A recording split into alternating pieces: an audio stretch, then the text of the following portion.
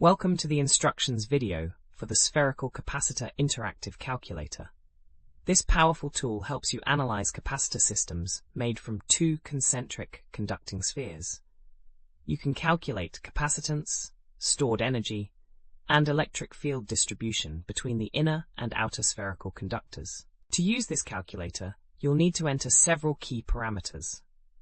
First, input the inner sphere radius in the designated field. Let's use 5 centimeters as our example. Next, enter the outer sphere radius. We'll use 10 centimeters. Then specify the relative permittivity of the dielectric material between the spheres.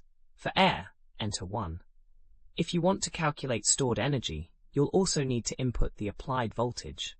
Let's enter 1000 volts. Once all values are entered, click the Calculate button.